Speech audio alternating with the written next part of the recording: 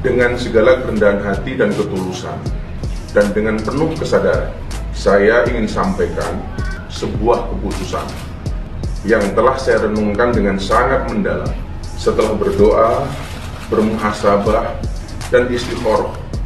Saya memutuskan untuk mengundurkan diri dari tugas saya sebagai utusan khusus Presiden bidang kerukunan beragama dan pembinaan sarana keagamaan.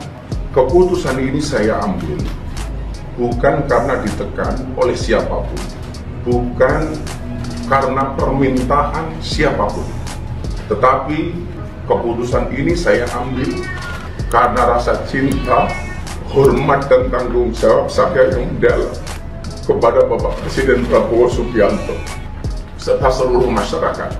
Sekali lagi saya ulangi, keputusan ini saya ambil bukan karena ditekan oleh siapapun, bukan karena permintaan siapapun, tapi semata-mata keputusan ini saya ambil karena rasa cinta, hormat, dan tanggung jawab saya sangat mendalam kepada Bapak Presiden Prabowo Subianto serta seluruh masyarakat Indonesia. Keputusan ini bukanlah sebuah akhir ataupun langkah mundur, melainkan langkah awal untuk terus berkontribusi kepada bangsa dan negara dengan cara yang lebih luas dan beragam. Gus Miftah mengundurkan diri dari staf khusus utusan Presiden. Apapun alasannya, ini saya nilai positif. Buat siapa? Buat contoh untuk pejabat-pejabat lain, begitu loh. Kalau berbuat kesalahan, gak usah ngeyel, gak usah pembelaan diri, akui salah, mundurkan diri. Ini keren, ini asli keren kalau ditiru sama pejabat-pejabat lain, ya kan? Bukan belain Gus Miftah, saya ambil sisi positifnya nih. Bagus ini kalau menurut saya, terutama untuk pejabat-pejabat yang korup-korup itu. Aduh, ditangkap bukan yang ngakuin kesalahan, malah pembelaan diri, ya kan? Udah bener kayak gitu aja tuh, undurkan diri, ya kan? Tenang, kalau Tuhan memang ingin menaikkan kembali derajatnya Gus Miftah, mudah bagi Tuhan. Kun, Pak Yakun, yang penting terima dulu takdirnya Tuhan, semua baik. Begitu.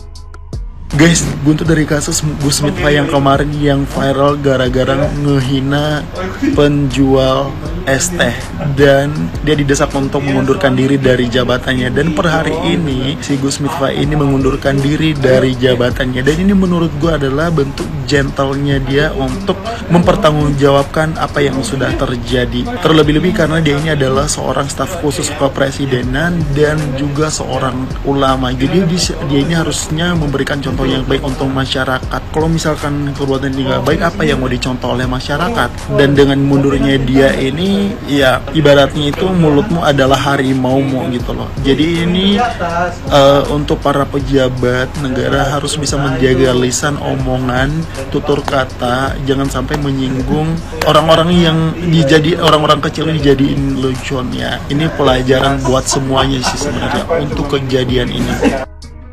Akhirnya minta maaf dan mengundurkan diri. Respect karena keberanian beliau melakukan hal tersebut. Gus Miftah, pendakwa sekaligus staf utusan khusus Presiden, baru aja mundur. Alasannya tentu karena video dakwahnya di Magelang viral, dan ternyata nggak semua orang itu bisa menerima isi guyonannya. Guyonan kepada seorang penjual es teh yang sedang mencari nafkah untuk keluarganya, tapi malah di depan umum, yang berbalik menjadi kritikan dan hujatan bertubi-tubi untuk sang pendakwa. Walaupun Gus Miftah meminta maaf, sayangnya itu nggak cukup meredakan situasi. Keputusan akhirnya, beliau memilih mundur dari jabatan pentingnya. Ini seharusnya membuat kita semua berpikir seberapa besar dampak kata-kata kita, apalagi di depan umum. Kadang sesuatu yang kita anggap biasa aja, untuk orang lain dampaknya bisa menjadi besar. Gue salut dengan beliau karena mau meminta maaf dan mengundurkan diri. Tapi gue lebih salut lagi dengan sang penjual es teh. Beliau malah diam saat dipermalukan di depan umum. Ini menjadi bukti bahwa terkadang nggak semua harus dihadapi dengan emosi. Justru dengan diam, Tuhan angkat derajat bapaknya. Dan sebaliknya, semudah itu juga Tuhan menurunkan derajat yang lainnya. Gimana menurut pendapat kalian? Gue Baropo ini, kita berdiskusi.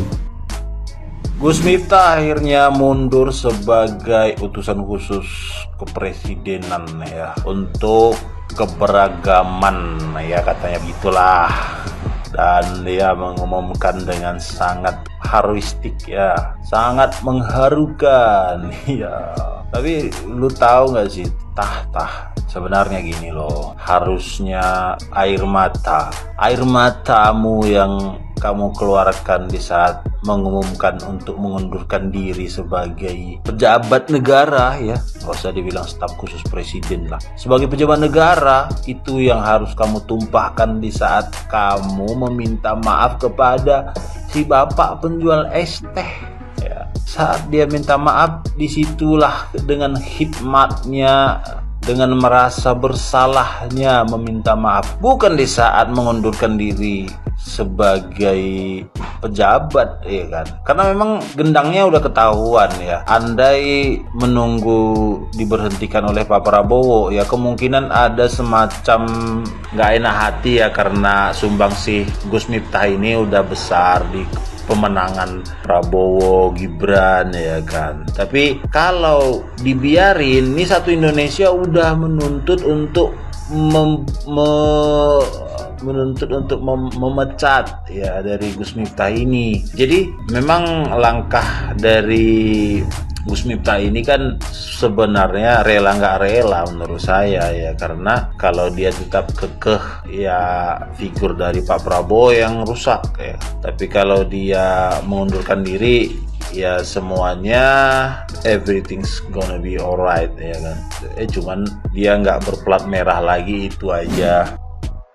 Gus Miftah mengundurkan diri dari utusan khusus Presiden Bapak Prabowo. Ini kan yang kalian semua mau. Dari kasus Gus Miftah dan Bapak penjual es ya, gue itu mengambil banyak banget pelajaran. Dan kalau kalian tahu, akhir-akhir ini FYP gue dari kemarin sampai hari ini ya, nongol lagi video-video lamanya Gus Miftah gitu ya, yang menghina seorang perempuan, yang diduga menghina seorang perempuan, yang ibu-ibu itu yang dibilang lon itu, terus yang Gus Miftah noyor-noyor kepala istrinya. Ya pokoknya semua video-video lamanya Gus Miftah gitu loh. Bahkan sebelumnya Gus Miftah itu juga ternyata pernah berguyon katanya tentang penjual es teh juga gitu sebelum bapak yang kemarin. Gua nggak tahu apakah ini kali pertamanya Gus Miftah melakukan hal tersebut atau sebelumnya juga udah pernah gitu ya. Dan ternyata dari video-video yang beredar kemarin, ternyata memang Gus Miftah wataknya seperti itu ya. Dan katanya itu adalah gaya guyon, gaya banyolannya Gus Miftah. Menurut gue gini ya, kalau mau stand up, mau berguyon, bercanda gitu ya,